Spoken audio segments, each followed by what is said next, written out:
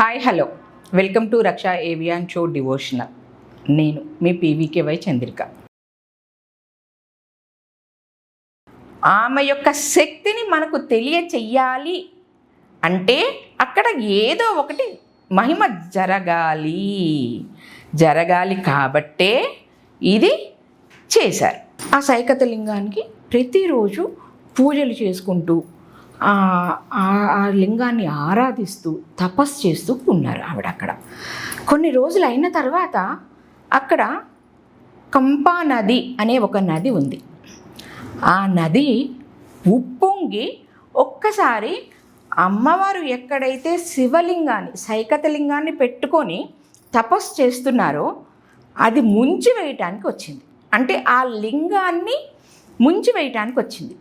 అందుకని అమ్మవారు అది చూసి ఆ సైకత లింగాన్ని ఇలా హగ్ చేసుకొని ఆలింగనం చేసుకొని ఏం చేశారు, ఆ లింగాన్ని రక్షించుకున్నారు.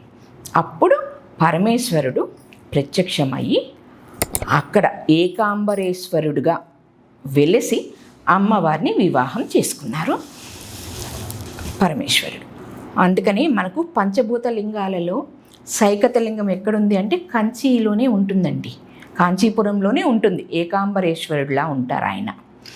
ఇలా అమ్మవారు అయ్యవారు అక్కడ వివాహం జరిగింది. అమ్మవారు అక్కడ వెలిశారు. ఈ కాంచీ పట్టణానికి అమ్మవారి యొక్క ఇంకొక స్థల పురాణం చెప్తానండి.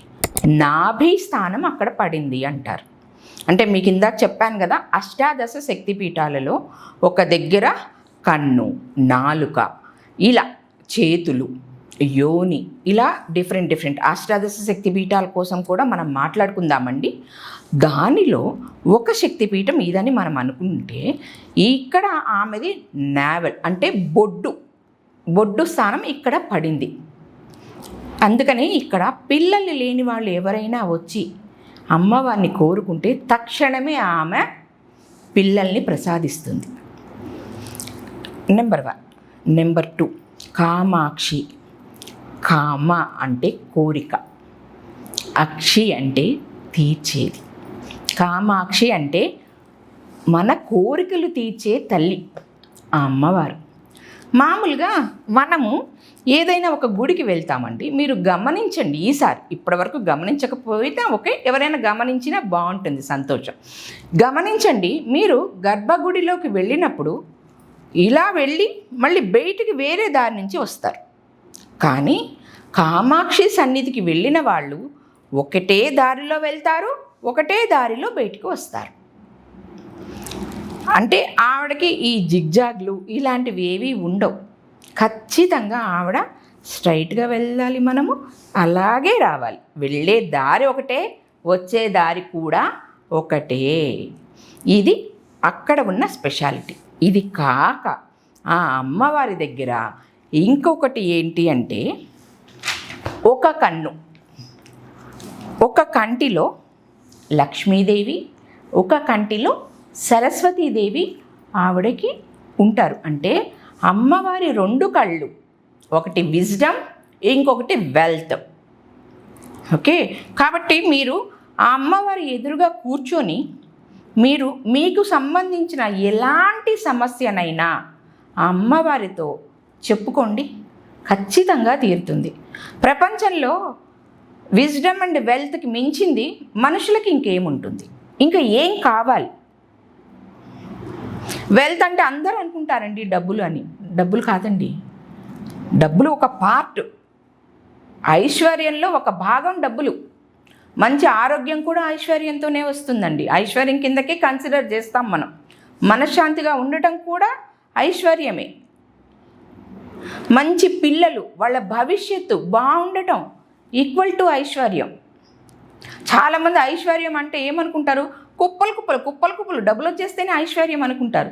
అంత ఐశ్వర్యం, అంత డబ్బు ఉన్నా కూడా గట్టిగా 2 పూటలు తినటానికి ఉండదు. పిల్లల జీవితాలు మంచిగా ఉండవు, మనశ్శాంతి ఉండదు. ఇంకేం చేసుకుంటారండి ఆ డబ్బుని? ఐశ్వర్యం అంటే ఇవన్నీ ఉండాలి, అదే ఐశ్వర్యం కిందకి వస్తుంది.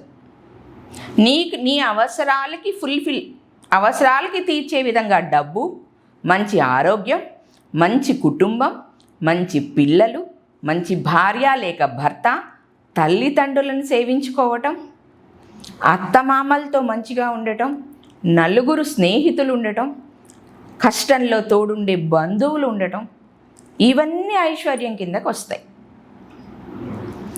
ఇవంతా అంటే ఈ ఐశ్వర్యం మనకు కావాలి అంటే మనం ఎంత తెలివిగా ఉండాలి? That means wisdom. ఆ తెలివితేటలు కూడా అమ్మవారు ఇస్తారు మీకు. ఇది ఇంకొక కథ ఏంటంటే, కళ్ళు రెండు మన వైపు చూస్తూనే ఉంటారు అమ్మవారు. ఒక కంటి నుంచి విజ్డమ్, ఒక కంటి నుంచి వెల్త్. అమ్మవారికి తెలియంది ఏముంది చెప్పండి ఈ ప్రపంచంలో? మనందరం ఆవిడ బిడ్డలమే కదా. నాకేం కావాలో ఆవిడకి తెలీదా?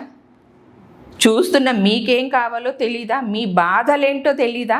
మీరు ఆవిడ ఎదురుగా కూర్చొని, తల్లి అంతా నువ్వే చూసుకో, నాకు ఏమి ఇవ్వాలి అనుకుంటే అది ఇవ్వు, మనశ్శాంతిగా ఉంచమ్మా అని మనసులో ఒక్కసారి ఆవిడని చూస్తూ మీరు అనుకుంటే సరిపోదా?